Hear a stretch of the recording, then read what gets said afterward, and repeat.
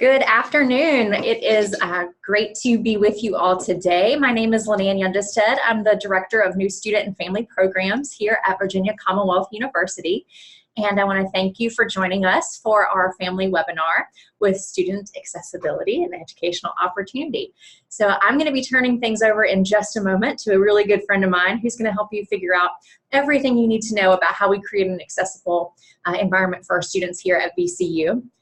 Throughout the webinar, feel free to ask questions using the chat function. We will be looking at that, and then we'll also be sharing our screen so that you can see a lot of information on the screen. And we will make this available as a captioned recording that you can view later on. So don't feel like you have to jot down notes or anything like that. You'll be able to access this by the end of the week on our website. So I'm going to turn things over to my good friend Ian, and he's going to introduce himself, tell you a little bit about himself and what his office does here at VCU. So Ian, take it away. Hello, everyone. So my name is Ian Kunkus, and I am here today as the Director of the Office of Student Accessibility and Educational Opportunity. That might not mean a lot to you right now because we used to be known, and at a lot of other universities across the country, we're known as Disability Support Services. So here at VCU, a focus of an office like ours is really on access over disabilities, hence the name Student Accessibility and Educational Opportunity. So today we're going to be talking about that very topic, how you access the university. And so the topic for today will be part of this presentation on making the transition, how to get started on the right track for success. So a lot of people start talking to our office or attend one of our presentations and ask the question, well, if I don't have a disability, why is this important for me to know? And so we know that 1 out of 5 adults, and that includes college-age students in this country, has a disability of some kind. So we're not just talking about traditional ideas of disability like somebody who is blind or deaf, maybe a wheelchair user, although certainly our office works with those students as well. But we really expand that definition to include things like learning differences, psychological or mental health concerns, or in a lot of cases, even temporary issues. So a student who maybe is an athlete or who uses rec sports and has an injury of some kind, or students who get sick and are hospitalized temporarily. So our office really is here to focus on providing supports for any student at VCU who has some kind of medical, mental health, or disability-related concern that could prevent their participation at the university. So I'm going to ask for you to feel free to send any questions you have as we go using the chat box, or if you want to unmute your microphone, you could weigh in at any time.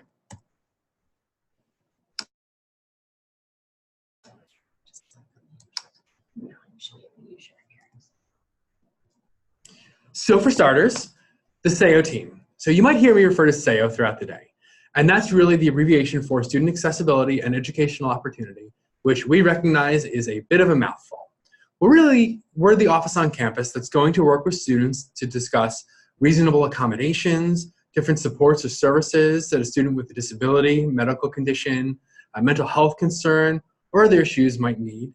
And certainly we're here to help create accessible learning environments where all students have equal access to all the different aspects of VCU's programs, services, and activities. So there are a lot of different resources offered by our office. In addition to things that are offered around the campus, like our counseling center, student health services, things in our campus learning center like tutoring or academic coaching, our team's here specifically to provide resources like case management, which we're going to be talking a little bit about today. We have our own testing access center. So we know that the majority of students who register with our office are actually seeking some kind of testing related accommodations and maybe need that separate environment or a quiet space to take their exams in.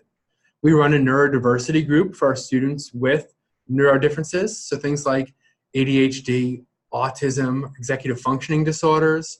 We run a lot of special events on campuses, like bringing speakers to the campus. So for example, this coming fall semester, we're going to be bringing Dr. Temple Grandin to the university, somebody that you may have heard of. And we're always looking for opportunities to host other events with our students or faculty or staff that really elevate the conversation and culture around disabilities and accessibility on our campus. Within our office, we have a learning specialist program. This is a newer initiative that we're offering that we're incredibly excited about. Our learning specialist program, which we'll also get into a little bit more, is a resource for students on campus who don't just want accommodations, who are looking for skills and opportunities to develop new skill sets related to things like time management, organizational skills, but those skills that aren't subject specific, but maybe can help across all subjects for students to just generally be better students. We host workshops where we'll bring large groups of students in to talk about some of those similar topics. We host a sensory room in our office for students who need just a quiet place on campus where they can go and retreat in the middle of a day. Maybe if there's just too much going on, they become overwhelmed, anxiety becomes a factor, or they just need a place to quietly calm down in the middle of a busy day. And certainly we're also here in the off chance that there are ever any issues that arise with accessibility or accommodations, and we manage those student grievances and help facilitate conversations with the university and professors to make sure that all students are getting the access that they need. So we always like to start with this slide, how to get started with working with our office. So it's a pretty simple process. We try to cut out as many of the complicated steps as we could. So simply put, you would start by completing an intake form on our office, with our office. This can be done right on our website, which is saeo.vcu.edu under a tab called Registration. There's a link to that intake form, and that's an opportunity for a student to provide our office with a little information about themselves, let us know what the disability or diagnosis might be, provide information on how that's going to affect them here at VCU, and most importantly, give us some information about exactly what kinds of accommodations or supports they're looking for. The second piece to that is we do require some documentation that supports the request. So this could be anything from a full, comprehensive psychological evaluation or years and years of medical reports to something much more simple.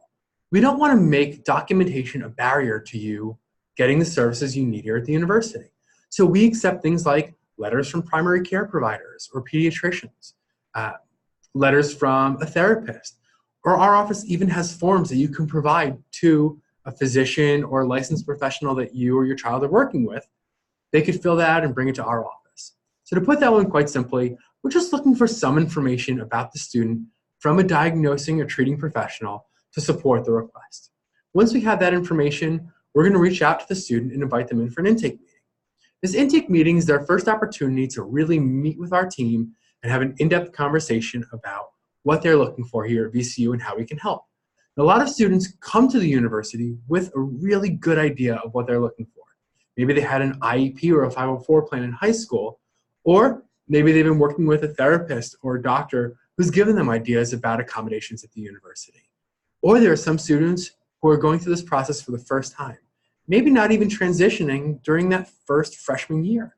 We have some students who first disclosed a disability to our office when they were a junior or senior. There are a lot of different reasons for this. Things like, as I mentioned earlier, students who acquire a temporary disability or even acquire a permanent disability during their time here at the university.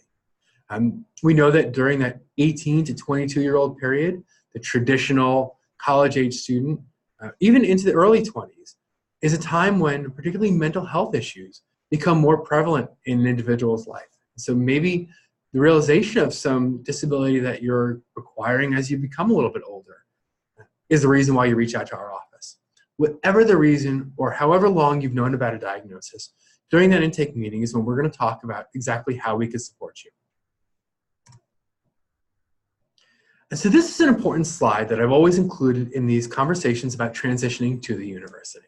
And it comes from a lot of questions that I've gotten from families making that transition. So what is the difference between high school accommodations and college accommodations? Well, some of it is exactly the same, but there are some fundamental differences. So let's start with the legal basis for both of these. So in high school, services like IEPs, 504 plans, and support plans are provided because of something called the Individuals with Disabilities Education Act. And this is an act that's put into place for students who are in the K-12 system. When you get to college, the IDEA, or that Individuals with Disabilities Education Act, is no longer relevant. As you get into adulthood, the Americans with Disabilities Act becomes far more relevant. And so the type of laws are very different. IDEA is a law of what we call educational entitlement, and it's there to ensure that all students, regardless of disability or ability status, succeed in their K-12 career. And we're going to talk a little bit more about how this happens, Essentially, it's the school's obligation to make sure that student succeeds, even if that means altering curriculum or changing assignments around. When you get to the college level, it's not about educational entitlement or success-based modeling. It becomes an act of civil rights where the focus is on equal access for all students. So success is now the responsibility of the student rather than the school. And the focus of the accommodations is not on changing classwork or requirements to meet a student's needs. It's about making sure the student has the tools in place to access those programs as they're designed and intended. And again, we'll talk a little bit more about how we do that as we go through the rest of this presentation. And so in high school, some of the mandated services include things like evaluating for a disability, providing testing, having a student meet with a school psychologist or a counselor, providing remediation, so things like speech and language pathology or occupational therapy, and then creating these special accommodations, again, to alter a curriculum to meet a student's needs. When we get to college, that model shifts a little bit. And now the focus is on reasonable accommodation. So VCU does, through our hospital and through some of the other departments across campus, offer things like psychological services and testing or medical interventions, but those aren't actually required as part of a student's educational experience here at VCU. Those are community-based resources that anybody can access. So it's actually up to the student to go for the evaluation of a disability or to seek out remediation services. And certainly our office can be involved in making recommendations or pointing you in the right direction. But we're fundamentally here to talk about those reasonable accommodations. How can we make minor adjustments to class requirements or to the program that you're in that don't fundamentally change it, but provide you access to that program? And the biggest difference that we hear about from students who have made the transition is where parents are involved. And this is one where a lot of times this conversation is met with some very surprised faces, parents and students who maybe were given some incorrect information in high school. But we want to make sure that you fully understand exactly what the difference will look like here. So in high school, parents have complete access to their student records, to their instructors. They're heavily involved in the 504 or IEP accommodation process. When we get to college, students are now adults. And so there are actually laws in place that prevent us from sharing student information and records with a parent. So things like FERPA are in place. And so what we want to make sure is that we're communicating directly with the students when any issues arise. Any educational records that are being requested, again, go through the students, but we can't actually release those to the parents. That being said, we want to make sure parents are involved in this process because we always find that if parents are kept in the loop and have the opportunity to provide us some information, particularly about a lot of the process that might have happened up to college with that IEP process or the 504 process, then that input is included. And so when we're again talking about differences between high school and college, self-advocacy is a big piece of that. So when we get to college, this becomes more and more a student-driven model. And so our office is here to help any student with those supports and accommodations. However, we have to know that a student actually wants that support. So just because a student comes to the university and has a disability, that doesn't mean that the university is automatically going to put supports in place. We have to be told that those supports are actually needed. And so when a student's going to self-advocate for themselves, it's their responsibility to do things like request accommodations or start the process of contacting our office, making arrangements with their instructors to figure out how to implement those accommodations, how to schedule with our testing center. If you have joined us and you do not have your computer on mute, if you could please do that, that would be great. Thank you. And welcome to the conversation. So we're talking now about student self-advocacy. And so to continue where we were, so when students are going to use our testing center to take their accommodations, things like additional time on exams, or if they need a reader or a scribe, or just a place to take the exam in a quiet space, it's up to the student to actually schedule with our testing center. And then certainly, if there are ever issues that arise or accommodations just aren't working out the way a student thought they would, it's up to a student to let us know. And again, once we know, that's when we can actually work with the student and the university to help support them and make sure that the right services are in place.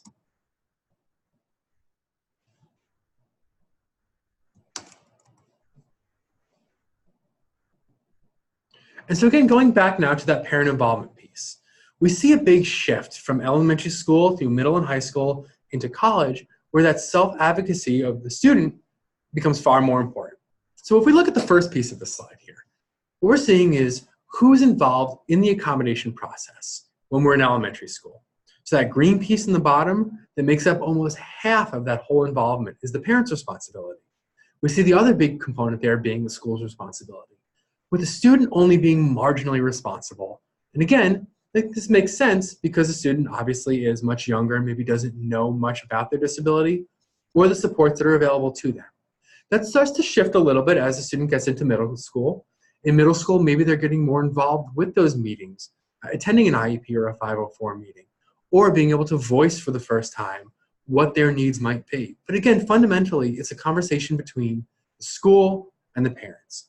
And again, this trend continues as we get into high school, where students become more active participants in this accommodation process, but it still is a parent and school-driven model. When we get to college, that model flips entirely. So it is mostly the student's responsibility at this point. The university steps in and also helps, but again, we can't provide that assistance unless the student has reached out to us to let us know that they need support, and we're here to help facilitate those conversations where they're able to self-advocate for their own needs at the university. The parent's responsibility suddenly becomes very limited. It's definitely a piece during that transition process when a parent might attend the initial intake meetings with a student, or might share some information with us, or occasionally if they know there are things going on in the student's life, they'd relay that to our office, but it becomes limited in how interactive that process can be unless the student is bringing their parent into a meeting with them. So we talked a little bit before about working with our case managers. And why this is so important is because a case manager within the SEO team is going to be the main contact for any interaction a student has with our office, and they really become the source of support for any accommodation issues at the university. So there are a number of different ways that one of the SEO case managers can actually help a student. It starts with determining which accommodations might be appropriate, reasonable, and most beneficial. So a lot of times students come with a list of accommodations in mind. In some cases, those really aren't an issue and we're able to implement them. There are certain cases where a student has an accommodation in mind that could fundamentally alter their classes or their programs, where a case manager is going to talk to them about how alternative accommodations might be reasonable, or there are other options that maybe a student hasn't even thought of that could be more beneficial, like some of our assistive technology solutions, or meeting with a learning specialist. And then they'll work with students on making arrangements with their professors to actually implement those accommodations. So again, just because a student has been approved for accommodations, it's really up to them to go through the process of working with each of their professors to figure out how they're going to work. And that's part of what the case manager will assist with. Then offering guidance and support to connect you with other resources. So like I mentioned at the beginning of this conversation, there are resources like the Campus Learning Center, tutoring, student health services, the counseling center, all great resources on campus for a student who might need additional supports. Our case managers are here not to provide those resources, but to connect you with those resources. And then, of course, if there are those off chances where accommodations are not really being met appropriately, or new barriers arise where you might need alternative accommodations than you were originally approved for, that's a great conversation to have with our case managers. So managing your accommodations.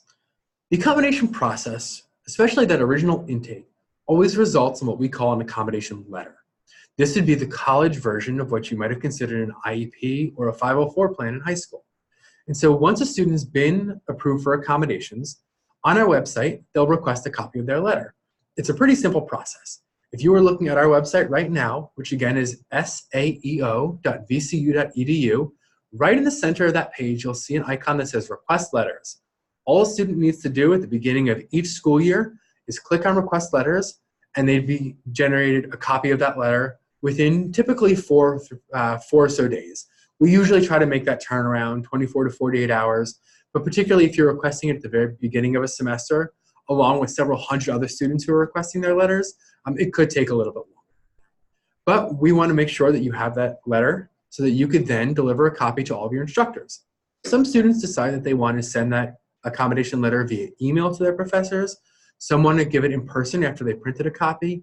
Either way, we do recommend that if you sent it via email or in person, you do find a time during the first week or two of the semester, or right after you've been approved for accommodations, if you're approved during the semester, to have that conversation with your professor. It's just because you're approved for something like testing accommodations doesn't mean that's going to work the same for each class. So for example, if I'm in a psychology class where I have an hour to take a 40 multiple choice question exam, it's pretty reasonable to think I could go and take it in the testing center with the SEO team, have my additional time, and that's really it. But now, if I'm taking an anatomy exam where I'm in a biology lab and actually having to do hands-on work, well, to put it simply, our office can't recreate a biology lab in the middle of our testing center. So in that case, you might have to work with your professor to figure out how you could use your accommodations and still take the exam the way it's intended. And unless you've had that conversation with the professor ahead of time, it's not guaranteed that they would actually know how to make those arrangements with you. So we request that students do this ahead of time because accommodations are never retroactive. So if you are approved for accommodations, and let's say you have a midterm coming up, in the morning of a midterm, you show up at our office and say, I have my psych midterm today, I'm here to take my test. If we haven't heard from you that you're scheduling that exam, if you haven't told your professor so they know to get your exam to our team, we wouldn't be able to actually proctor that exam. And we can't go back after the test has already happened and provide that accommodation. So it's very important to know that all these accommodations have to be put into place proactively. So working with your professor. This is one of those pieces that might be a little bit new. Because again, we're thinking back to high school and middle school. The school was really there to put the accommodations into place. It was your teacher's responsibility to work with you. Now, it's your responsibility to talk to your teacher. So a professor won't know that you have accommodations until you tell them. Our office doesn't automatically communicate your accommodations with your professors. In fact, we will never provide information about your accommodations or disabilities to your professors unless you've requested that we do so, or unless we're having a conversation along with you. Because that is confidential information that only you can share. And so once you've provided that information to your professor, then you can engage in that process of figuring out how your accommodations will work. And at VCU, professors always appreciate knowing how you'd like to be supported up front. Managing those situations once they've already occurred, like the case that I just explained where a student maybe waits a little bit too long to schedule their midterm, is always more difficult. It's difficult for the professor, it becomes difficult for the student, and could result in you not actually receiving the supports that you need on that particular assignment or program. So it can take a little bit of time to make arrangements for some of these accommodations, which is why being proactive and talking to your professor and our team ahead of time is always the best move.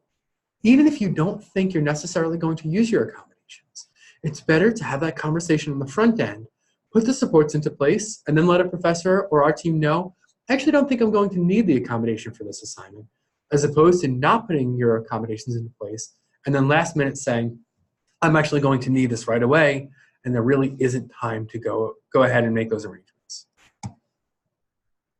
So testing accommodations. The reason I keep bringing up the testing center or using testing as an example is because last year we had about 800 students who were using testing accommodations. In fact, we actually proctored here in our testing center almost 5,000 exams over the course of the 2018 and 2019 school year. So needless to say, if you are registering with our office, there's a pretty good chance you're going to be using these accommodations. And so we do all that through our Testing Access Center, what we call TAC. And this is open to any students who have testing accommodations. It's a separate, quiet, reduced distraction environment where students can take their tests out of the regular classroom. And so you know that you're sitting there, and if the person sitting in the other side of the room is turning their exam before you, it's not that you're sitting there and taking longer on your exam. They might be taking a completely different test than you. Or they started before you, started later than you. It really is an environment where it's about you and your exam only. There are, in some cases, private rooms in the testing center, too, that students who have a need for severely reduced distraction environments, they can be approved. So say who doesn't know when tests are coming up, like I mentioned. It's up to each individual student to let us know when those tests are happening. Many of our students will come and tell us their entire roster of tests for the entire semester during the first week. Because if you look at your syllabus at the beginning of each semester, you'll know exactly when each of your tests are. We definitely encourage you to take this approach because then we can make the arrangements months ahead of time. And all you need to do in those cases is show up and take the exam. And if you don't let us know that you have these exams and that you want us to help with proctoring them. Unfortunately, we can't always make those arrangements. So in addition to the offices that our office provides, the resources that our office provides, I've mentioned a couple of these so far, but I want to give you a little more overview of the other resources on campus the students who work with our team pretty commonly work with. So we have a number of health and wellness resources on campus. University Counseling Services is a great resource for students who may be in crisis on campus or who are looking for more short-term therapeutic interventions. Certainly for the student who has a long history of working with a therapist or counselor, or maybe need a higher level of support, Counseling Services or our team can be consulted to find local community referrals. And there are a lot of mental health, therapeutic, and counseling services in the local Richmond area, which we're happy to refer you to. Student Health Services is another great resource for students who are on campus, or even in some cases commuter students who are looking to see a physician, either a doctor or a nurse practitioner. They have psychiatrists on staff who could work with students to fill medication needs. There's the Wellness Resource Center, a great resource on campus for things like mindfulness and meditation, stress management, learning about how to engage in healthy sexual practices, or working with drugs and alcohol concerns. And then rec sports. And this is more of the physical wellness piece. We have a lot of great opportunities through rec sports, whether it's our gym facility or some of our outdoor recreation, or even wellness and fitness-related trips to the local Richmond community or during spring break across the country. All things geared towards student health and wellness. And then separately, there's a number of fantastic academic and social resources on campus. So our Campus Learning Center is another great resource similar to ours that works with all students on campus, not just those with disabilities. Through the Campus Learning Center, students are eligible for free one-on-one tutoring for a number of classes. I actually think this is one of the greatest resources that VCU offers students. They offer supplemental instruction for some of the common classes a student will take, things like organic chemistry, Spanish, intro to psychology or sociology, those big classes that a lot of students are looking for support in. There's a writing center that will work with students on improving their writing skills. I've met with a number of students over the course of my time here at VCU who have said, I went to the writing center with a C-level paper. I left not only with an A-level paper, but with the knowledge in hand to become a B to A-level writer for the rest of my college career. This is one of those resources that directly benefits students every time they show up, and I can't recommend it more highly. One of my favorite, both academic, but more importantly, social resources on campus is the newly found Association of Students with Disabilities and Chronic Conditions. There's a group of students on campus, many of whom are registered with our office, but some who have disabilities or chronic health conditions who never registered with us, who really wanted to find an opportunity to meet with other students on campus who dealt with similar issues as they did, who wanted to serve in a position of self-advocacy or advocating for others, and who wanted to be a voice for students on campus. This group of students got together last year, hosted a number of events, and now has over 30 members. I know they're going to be heavily recruiting this year and participating in a number of really key campus events that have brought them into conversations all the way up to President Rao's office. I'd encourage you, if you're a student with a disability or chronic health condition, to keep an eye out for our Association of Students with Disabilities and Chronic Conditions when you get here on campus, or reach out to our office and we're happy to connect you with them. So most importantly, VCU really focuses on diversity and inclusion as the very core of who we are. This certainly includes race, gender, sexual orientation, but also disability status, students with medical conditions or mental health concerns. Who you are is a part of the fabric of who VCU is. And we encourage all students, to whatever extent they're comfortable, to bring every part of who you are to VCU, to embrace that, because we will embrace you for being who you are. So don't wait until it's too late.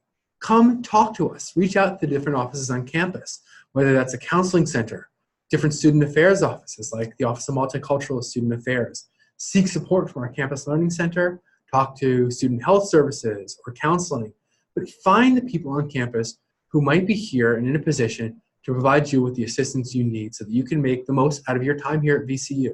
When in doubt, we're always here to be a springboard for those conversations. So feel free to reach out to SEO anytime with questions you have, whether it's related to a disability, medical concern, mental health concern, or something completely unrelated. We're happy to point you in the right direction to help you learn how to be the best advocate you can be for yourself. And in the process, we can help you develop those skills so that by the time you've left VCU, you've taken advantage of not only all we have to offer, but put yourself in a position where you're going to be making a transition to what comes next in the best possible way. So thanks so much. Feel free at any time to get in touch with our office if you have questions, and I'm going to turn it back over to Lynn Ann. Thanks again, Ian, for spending some time with us.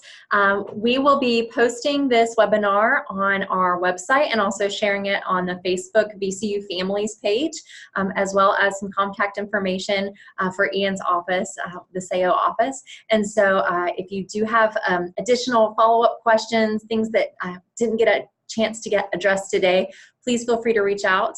We want to make sure that your student has a very successful transition to the university, and we look forward to seeing you all very, very soon on campus. Have a great rest of your day.